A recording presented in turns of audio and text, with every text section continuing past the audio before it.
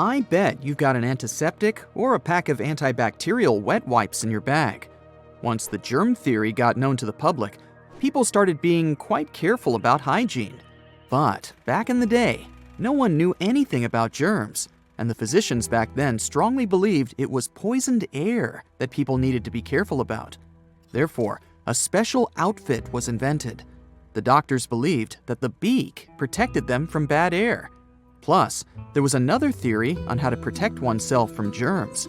People would carry various incense, as their sweet smell was believed to help protect from bad air too. Also, bouquets of flowers were quite popular. Many doctors were sure that holding a posy of flowers to the nose kept away all bad health conditions. I guess they'd say back then, a flower a day keeps the doctor away, huh? Another fun fact about those outfits the doctors in Europe wore is that they're in use even today. Nope, it's not that there's a thematic hospital with weirdly looking doctors, but it's actually a traditional carnival costume in Venice, Italy. By the way, bouquets of flowers weren't the only nice-smelling trends in history. In ancient Egypt, people would wear wax or perfume cones right on their heads. Rumor has it, it was a sort of ancient deodorant, as those cones were probably aimed at concealing body odor. The cones were typically placed on top of wigs, and as the cones melted under the hot Egyptian sun, they would release a sweet smell. About 5 millenniums ago, people in Egypt, Greece, and other ancient countries would fray a small twig to clean in between their teeth. Some scientists say that these twigs had the other end sharpened, and people used it as a toothpick. Also, to keep their breath fresh, the Egyptians used makeshift mints. For instance, some of them would chew parsley or some other herbs after meals, and sometimes during the day. Plus, they made mints of herbs and spices and used cinnamon, pine seeds, and frankincense. To sort of glue all the ingredients together, they usually used honey. In the end, they shaped them as candies with the help of fire. Cleopatra had her trademark eye makeup look, and in fact, Egyptians were the first people to invent mascara. They'd mix honey, soot, water, and crocodile dung. Ugh. They'd apply this crazy mix right onto their lashes and brows. It probably didn't have a sweet scent, but at least it was safe, unlike the toxic eyeliner they invented that contained lead. In the ancient world, clothes had no variety of colors. They were mostly white. But if someone really wanted to rock a colorful outfit, they needed to prepare it for dyeing using insects. It's not a thing of the past, though. Every time you grab a couple of sugar-coated candies, remember there's some carmine made from beetles lurking behind that cheerful color. Same goes for bright lipsticks, too. Going back to weird ancient fashion, not only the people back then had weirdly shaped masks, but they also had weirdly shaped clothes. I'm talking about blios. Those were the dresses with extreme sleeves.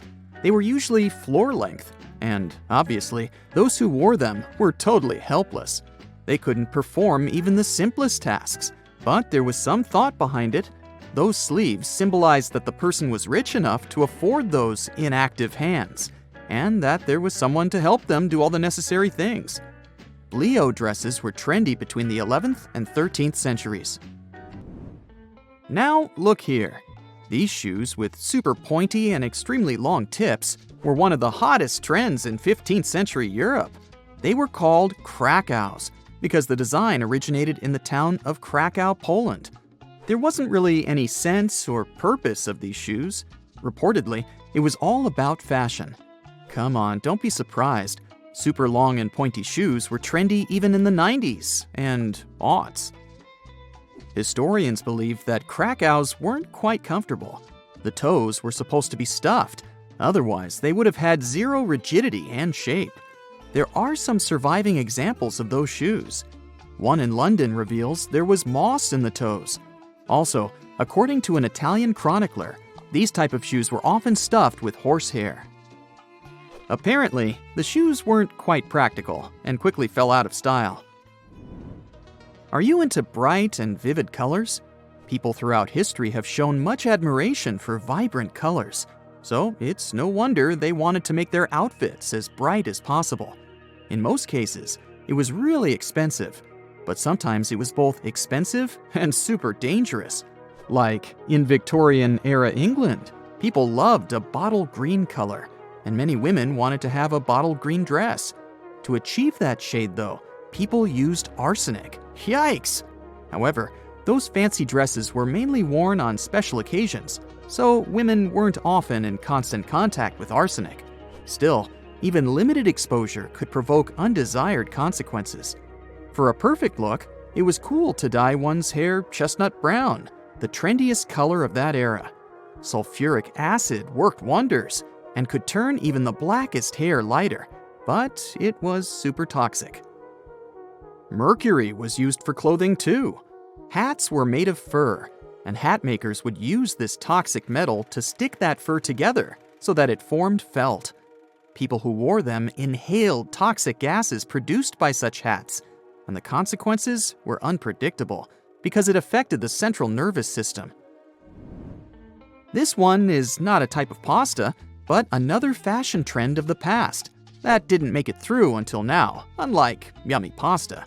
If you ever want to try macaroni style, make sure you live in the mid-18th century, have an enormously exaggerated Empire State Building high wig adorned with a teeny tiny hat and don't forget a feather on top, wear bright stockings, preferably striped, wear pants, the tighter the better.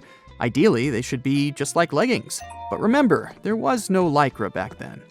To polish things up, add a walking cane and sophisticated manners. Almost forgot. Get ready to be mocked about your exquisite style for the next few decades or even centuries. Tudor England had some fashion trends people wouldn't ever understand. Today, some people shell out thousands of dollars to make their smiles impeccably white and shiny. But back in Tudor England times, women would blacken their teeth on purpose to seem wealthy. Sugar was pricey and hard to find, and very few people could afford it. It was widely believed that the more sugar you ate, the blacker your teeth got, which was an obvious sign of wealth. Historians believe honey was sometimes used as a toothpaste. If you think black teeth alone aren't enough to feel like a true Tudor, try rocking bombast. But you'll probably feel more like a teddy bear, not like the Queen of England. Back in the 16th century, both men and women would use all sorts of things to stuff their sleeves. It could be cotton, wool, sawdust, socks. They did their best to accentuate their arms to make them look strong and sporty. The more sleeve stuffing you've got, the stronger you seem. Some men would stuff the area around their calves and even bellies to look more muscular. Now add a ruffle around your neck, supported by a metal corset to preserve impeccable shape, and voila! You're a true Tudor. In the 19th century United States, arsenic was mainly used for cosmetic purposes. Manufacturers would add it to wafers, promising that their product would help get rid of any facial imperfections.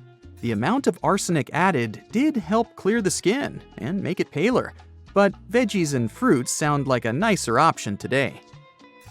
Radioactive cream didn't sound wild at all at the beginning of the 20th century. This radium-rich product was supposed to wipe away all your wrinkles and make anyone who used it at least 20 years younger. That's it for today. So hey, if you pacified your curiosity, then give the video a like and share it with your friends. Or if you want more, just click on these videos and stay on the bright side.